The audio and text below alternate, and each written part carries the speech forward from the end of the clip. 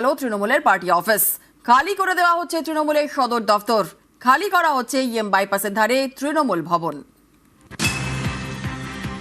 কলকাতা থেকে উঠে গেল তৃণমূলের পার্টি অফিস, খালি করে দেওয়া হচ্ছে তৃণমূলের সদর দফতর, খালি করা হচ্ছে ইএম বাইপাসের ধারে তৃণমূল ভবন।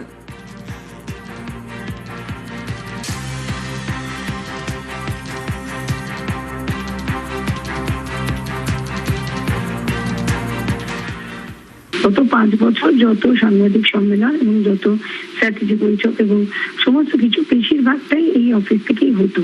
তৃণমূল কংগ্রেস যখন শুরু হয় তখন মমতা বন্দ্যোপাধ্যায়ের বাড়ি থেকে শুরু হয়, সেটি একটি অফিস অবভিয়াসলি সেখানে রয়েছেন।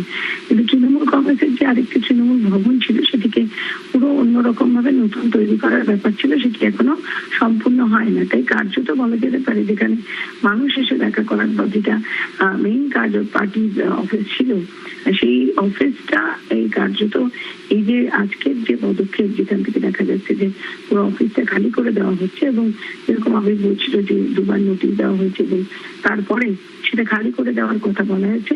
এই কথাটা বলা যেতেই পারে যে কলকাতা শহর থেকে মমতা বন্দ্যোপাধ্যায়ের বাড়ি সবসময় তৃণমূল কংগ্রেসের অফিস, সেটা বাদ দিলে তৃণমূল কংগ্রেসের অফিস উঠে গেল। শহর কলকাতায় এটা এই যে জায়গাটা ছিল এবং এইটা বাইপাস একেবারেই সংলগ্ন রাস্তা থেকে একটু ঢুকে গিয়ে এবং সমস্ত রকমের কাজ এখান থেকেই হতো গত 5 বছর। সেখান থেকে দাঁড়িয়ে এটাও কিন্তু তৃণমূল কংগ্রেসের কাছে খুব বড় একটা ধাক্কা, কারণ তকসিয়ার যে আরেকটি জায়গায় যে পুরোনো বাড়িটি ছিল সেটি এখনো কিন্তু নতুন ভাবে তৈরি হয়নি এবং সেই জন্য স্থানীয় লোকেরা বলছে বেশ কিছু সমস্যা রয়েছে।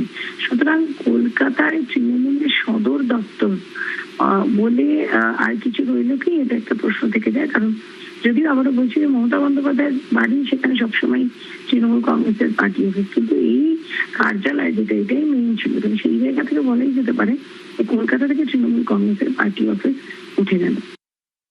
2022 থেকে ভাড়া বাড়িতেই তৃণমূল ভবন, আর তৃণমূলকে বাড়ি খালি করার নোটিশ দেয় বাড়িওয়ালা। এবার মেট্রোপলিটন অফিস খালি করেছে তৃণমূল, শুরু হয়েছে তৃণমূল ভবন খালি করার কাজ।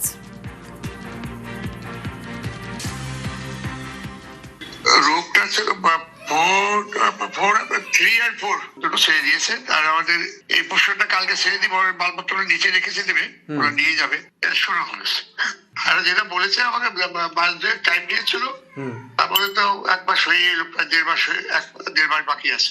হলে ওরা যে বলেছে 4th and 3rd, 4th ওদের আর কোনো কিছু বাকি নেই, সবই উঠবে। বাকিটাই তো উঠে গেল, আর তাহলে ঘর রেখে কি হবে? আমাদের এই নিয়ে কোনো কৌতূহল নেই। ওটা কোনো রাজনৈতিক দল ছিল কিনা তাই নিয়ে পশ্চিমবঙ্গের মানুষ, সারা পৃথিবীর মানুষ গবেষণা করবেন। তিনি পরাজিত, পরপর 2টি বিধানসভা ভোটে হেরেছেন, তারপরও হার মানতে নারাজ। 21-এর পর 26 হারকে চ্যালেঞ্জ করে কলকাতা হাইকোর্টে মামলা মমতা বন্দ্যোপাধ্যায়ের। এপিজে আব্দুল কালাম বলেছিলেন, সাফল্যের গল্প পড়ে কোনো লাভ নেই, তাতে শুধু বাণী থাকে। ব্যর্থতার গল্প পড়া উচিত, সেখান থেকে সাফল্যের পথের খোঁজ মিলতে পারে।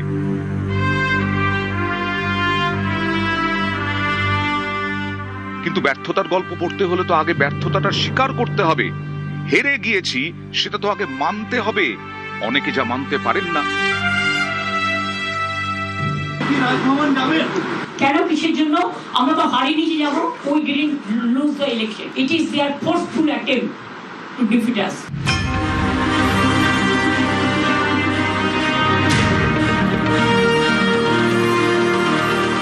পরপর 2বার বিধানসভা ভোটে হেরেছেন। 2021-এ নন্দীগ্রামে, 2026-এ ভবানীপুরে।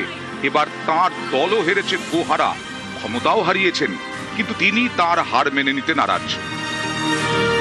তাই ভোটের ফল চ্যালেঞ্জ করে ফের আদালতে। ভোটের ফল বেরোনোর প্রায় 1.5 মাস পরে 21-এ নন্দীগ্রামে হারার পর সেই ফলাফলকে চ্যালেঞ্জ করে মামলা করেছিলেন মমতা। সেই মামলার ফয়সলা এখনো হয়নি। এরই মধ্যে 26-এ ভবানীপুরেও হার। এবার গণনায় কারচুপির অভিযোগ তুলে কলকাতা হাইকোর্টে মামলা।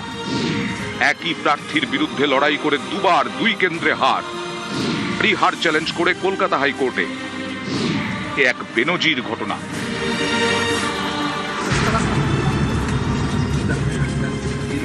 শুনুন মামলা ফাইল করতে এসেছিলেন তিনি? 2011 সালে পরাজয় নিশ্চিত হওয়ার কয়েক ঘন্টার মধ্যেই রাজভবনে গিয়ে পদত্যাগ করেছিলেন বুদ্ধদেব ভট্টাচার্য। আর মমতা বন্দ্যোপাধ্যায় তো হারটাই স্বীকার করেননি। আমরা তো হারিনি, we didn't lose the election. It is their forceful attempt to defeat us. অনেকেরই প্রশ্ন, হার স্বীকার না করলে হার থেকে শিক্ষা নেবেন কিভাবে? জয়ের মধ্যে আনন্দ আছে, হারে গ্লানি। কিন্তু হার অনেক কিছু শিখিয়ে দিয়ে যায় যদি কেউ শিখতে চায়।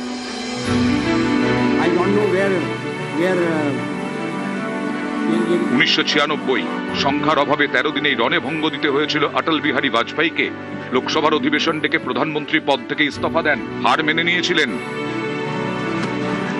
हार मेने निए देन हुंकार, से एक इतिहास। मानते हमारी कमजोरी है, हमें बहुमत मिलना चाहिए, सफलता नहीं मिली वो अलग बात है, लेकिन हम फिर भी सदन में सबसे बड़े विरोधी दल के रूप में बैठेंगे और आपको हमारा सहयोग लेकर सदन चलाना पड़ेगा, इस बात को मत भूलिए। কয়েক বছরের মধ্যেই কামব্যাক, দেশে বিজেপি সরকার, প্রধানমন্ত্রী অটল বিহারী বাজপেয়ী।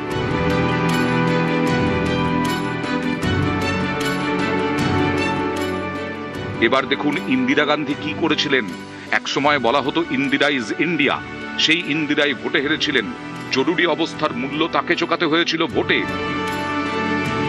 নিজের গড় উত্তরপ্রদেশের রায়বেরেলিতে ইন্দিরা হেরেছিলেন রাজনারায়ণের কাছে। ভোটের আগে যার নামও কেউ জানতেন না। ইন্দিরা হেরেছেন, হার মেনেছেন, লড়াই করেছেন, কামব্যাক করেছেন। 1980-তে ফের প্রধানমন্ত্রী ইন্দিরা গান্ধী দেখিয়ে দিয়েছিলেন এভাবেও ফিরে আসা যায়। অনেকেই তাই মনে করেন জয়ের থেকেও কামব্যাকে গৌরব বেশি। কিছু কিছু মানুষ কিছু ভ্রান্তি বিলাস নিয়ে বেঁচে থাকেন, আইন বা আদালত তাকে সুরক্ষা দেবেন। আমার মনে হয় প্রাক্তন মুখ্যমন্ত্রীর এটা একটা ভ্রান্তি বিলাস, এটাও অচিরে চুরমার হয়ে যাবে। 21-এর ভোটে হারার পর মমতা বন্দ্যোপাধ্যায় প্রশ্ন তুলেছিলেন নন্দীগ্রামের গণনা কেন্দ্রে লোডশেডিং নিয়ে। 26-এ হারের পর তার নিশানায় গণনা প্রক্রিয়া। হেরে গেলে হাজারো অভিযোগ, জিতে গেলেই সব ঠিক। গত কয়েক বছর ধরে একের পর এক ভোটে বিজেপির কাছে হেরে চলেছে কংগ্রেস। প্রতিবারই হারের পর ইভিএম নিয়ে প্রশ্ন তোলেন রাহুল গান্ধী। অথচ সেই রাহুলই চুপ থাকেন যখন তার দল কেরলে যেতে কিংবা তামিলনাড়ুতে কুর্সির কাছে পৌঁছে যায়, তখন ইভিএমে কোনো কারচুপি দেখতে পান না।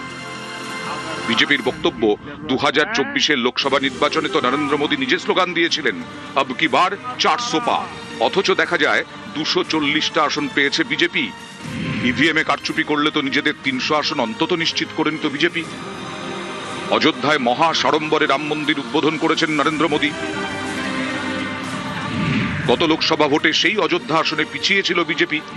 ইভিএমে কারচুপি করা গেলে নিশ্চয়ই এরকম ফল হতো না। 240কে মেনে নিয়েই মোদী এগিয়েছেন, ভুল শুধরে নিয়েছেন, যার ফল একের পর এক ভোটে জয়। বাংলা বিহারের মতো রাজ্যেও পদ্ম ফুটিয়েছেন তিনি। এই সাফল্য পেয়েছেন কারণ হারকে মেনে নিয়েছেন, হার থেকে শিক্ষা নিয়ে এগিয়েছেন। আর যিনি হারটাই মানতে পারেন না, তিনি আর হার থেকে শিক্ষা নেবেন কি? তখন গন্তব্য হাইকোর্ট, ভোটে হেরে কোর্টে। নিউজ 18 বাংলা।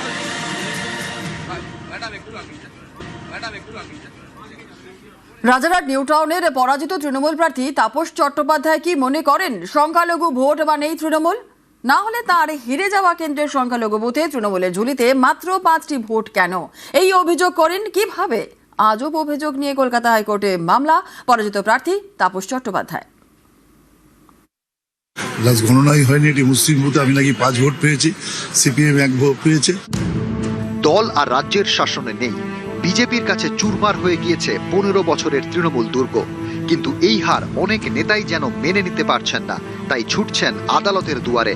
রাজারহাট নিউ টাউনের পরাজিত তৃণমূল প্রার্থী তাপস চট্টোপাধ্যায়। ভোট গণনায় কারচুপির অভিযোগে কলকাতা হাইকোর্টে মামলা করেছেন তিনি। রাজারহাট নিউ টাউনে পুনর্গণনার দাবিও জানিয়েছেন। বিজেপির পীযূষ কানুরিয়ার কাছে 316 ভোটে হেরেছেন তৃণমূলের তাপস চট্টোপাধ্যায়। হাইকোর্টে করা মামলায় তার অভিযোগ, ভোট গণনায় কারচুপি হয়েছে। সংখ্যালঘু অধ্যুষিত একটি বুথে মাত্র 5টি ভোট পেয়েছে তৃণমূল। লাস্ট গণনাই হয়নি, এটি মুসলিম বুথে আমি নাকি 5 ভোট পেয়েছি, সিপিএম 1 ভোট পেয়েছে। কাউন্টিং এ যেটা মেরে ধরে বের করে দিয়ে বলতে পারেন যে একদম রাষ্ট্রীয় সন্ত্রাস। মহামান্য আদালতের কাছে বিচারাধীন, মানুষের রায় রিফ্লেকশন যেন বিষয়টা আসে, এটার জন্য আমি আবেদন করছি। আবার চাইছি, আমি চাইছি আদালতের তত্ত্বাবধানে রাজারহাট নিউ টাউনে আমি মিনিমাম 20,000 বেশি ভোটে আমি জিতেছি। প্রায় 95-এ তার বেশি ভোট হচ্ছে সেখানে সংখ্যালঘু ভোট। সেই রকম বুথে যে ন্যারেটিভে ভোট হয়েছে এবছর, সেই ন্যারেটিভে তিনি কি করে মাত্র 5টা ভোট পান এবং সেখানে কি করে হিউজ ভোট পায় বিজেপি, এই প্রশ্ন তিনি তুলেছেন মামলায়। এবং তার পরিষ্কার অভিযোগ, নির্বাচন কমিশন নিরপেক্ষভাবে কাজ করেনি, তাই তাকে এখানে তার জয়টাকেই কার্যত পরাজয় হিসেবে দেখানো হয়েছে। সংখ্যালঘু ভোট মানেই তৃণমূল, তাপস চট্টোপাধ্যায় কি তাই মনে করেন? সংখ্যালঘুরা কি নিজেদের পছন্দ মতো অন্য কোনো দলে ভোট দিতে পারেন না? সংখ্যালঘু এলাকার সিংহভাগ ভোট তৃণমূলই পাবে এমন কি কোথাও লেখা ছিল? সংখ্যালঘু ভোট অন্য দলে গেলে তা কি অস্বাভাবিক? ঘাসফুল শিবিরের নেতারা কি সংখ্যালঘু ভোটকে এতদিন তৃণমূলের সম্পত্তি ভাবতেন? তৃণমূল কংগ্রেস, মমতা বন্দ্যোপাধ্যায় বা তৃণমূল কংগ্রেসের নেতারা দীর্ঘদিন ধরে মনে করেছে যে তারা একটা কমিউনিটির মালিক হয়ে গেছে। সেই কমিউনিটি ডান দিক যাবে না বাঁ দিক যাবে সেটা মমতা ব্যানার্জি ঠিক করে দেবে, এটা হতে পারে না। দীর্ঘদিন ধরে তৃণমূল কংগ্রেস মাইনরিটিদের গোলাম হিসেবে ট্রিট করেছে, মনে করতো যে তারা মাইনরিটিদের নিয়ন্ত্রণ করবে। কোনো কমিউনিটিকে বারবার করে ছোট করে দেখা, ইনফিরিয়ার করানো, এটা আলটিমেটলি মাইনরিটিদেরকে সব থেকে বেশি ক্ষতি করেছে।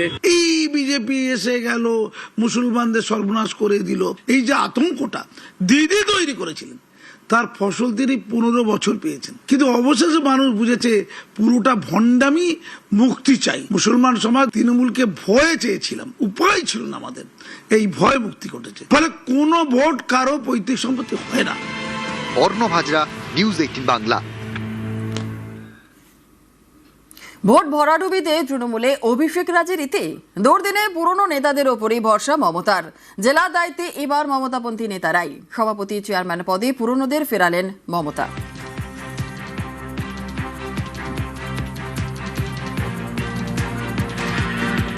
উত্তরে কুণালের পর দক্ষিণ কলকাতায় বৈশানর। শ্রীরামপুর হুগলির দায়িত্বে অসিত মজুমদার। 26-এর ভোটে অসিতকে সরিয়ে দেবাংশুকে টিকিট। দার্জিলিং জেলা তৃণমূলের চেয়ারম্যান হলেন গৌতম দেব। হাওড়া সদরের তৃণমূল সভাপতি রাজীব বন্দ্যোপাধ্যায়। ব্যারাকপুরে পার্থকে সরিয়ে অমিত গুপ্তকে দায়িত্ব।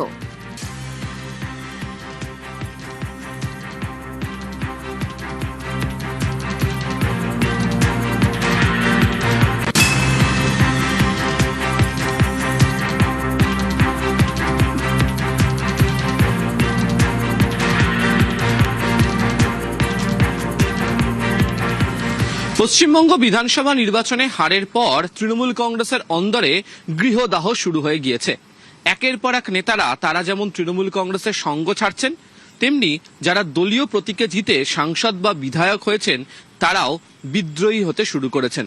তৃণমূল কংগ্রেসের এই দুর্দিনের মধ্যেই মমতা বন্দ্যোপাধ্যায়ের তরফ থেকে সংগঠনে ফের পুরনো নেতাদের একঝাঁক নেতৃত্বকে সামনে নিয়ে আসা হয়েছে। বহু ক্ষেত্রে দেখতে পাওয়া গিয়েছে যে যারা বিদ্রোহী ব্লকে গিয়ে নাম লিখিয়েছেন সেখানে যেমন নতুন দায়িত্বে নিয়ে আসা হয়েছে, আবার যারা কার্যত দলের মধ্যে কিছুটা হলেও কোণঠাসা হয়ে পড়েছিলেন প্রবীণ হওয়ার কারণে তাদেরকেও গুরুত্ব দিয়ে তুলে নিয়ে আসা হয়েছে।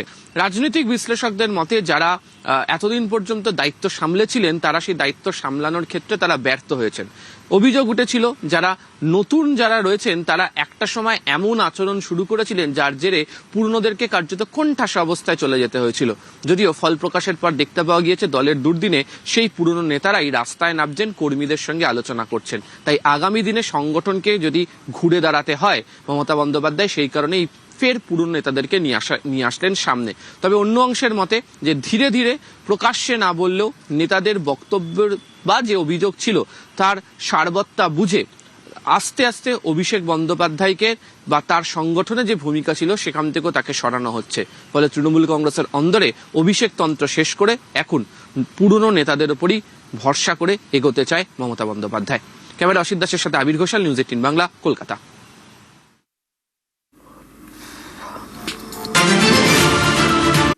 তিনি পরাজিত, পরপর দুটি বিধানসভা ভোটে হেরেছেন, তারপরও হার মানতে নারাজ। 21-এর পর 26-এও হারকে চ্যালেঞ্জ করে কলকাতা হাইকোর্টে মামলা মমতা বন্দ্যোপাধ্যায়ের।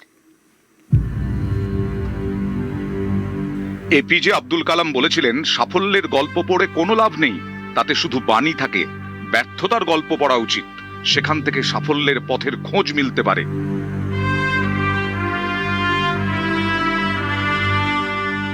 কিন্তু ব্যর্থতার গল্প পড়তে হলে তো আগে ব্যর্থতাটা স্বীকার করতে হবে। হেরে গিয়েছি সেটা তো আগে মানতে হবে। অনেকে যা মানতে পারেন না। কেন, কিসের জন্য? আমরা তো হারিয়ে নিচে যাবো। We didn't lose the election. It is their forceful attempt to defeat আস।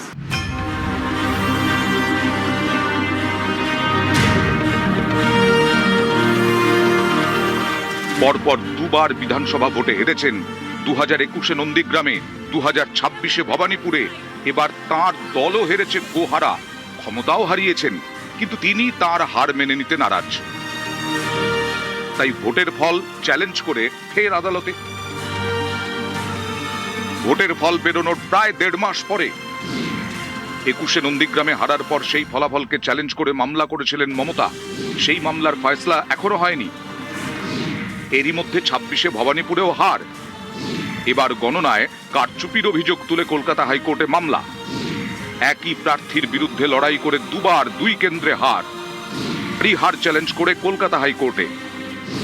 এ এক বেনজির ঘটনা।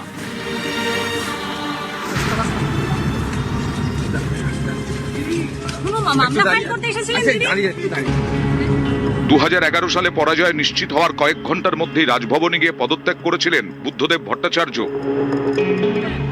আর মমতা বন্দ্যোপাধ্যায় তো হারটাই স্বীকার করেননি।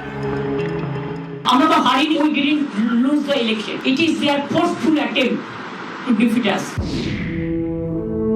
অনেকেরই প্রশ্ন, হার স্বীকার না করলে হার থেকে শিক্ষা নেবেন কিভাবে?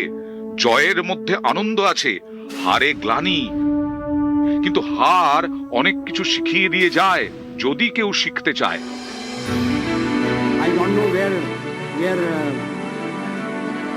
1996 সংখ্যার অভাবে 13 দিনেই রণভঙ্গ দিতে হয়েছিল অটল বিহারী বাজপেয়ীকে। লোকসভার অধিবেশন ডেকে প্রধানমন্ত্রী পদ থেকে ইস্তফা দেন। হার মেনে নিয়েছিলেন। हार मेने निये देन हुंकार, से एक इतिहास। मानते हमारी कमजोरी है, हमें बहुमत मिलना चाहिए। सफलता नहीं मिली वो अलग बात है, लेकिन हम फिर भी सदन में सबसे बड़े विरोधी दल के रूप में बैठेंगे और आपको हमारा सहयोग लेकर सदन चलाना पड़ेगा। इस बात को मत भूलिए। কয়েক বছরের মধ্যেই কামব্যাক। দেশে বিজেপি সরকার, প্রধানমন্ত্রী অটল বিহারী বাজপেয়ী।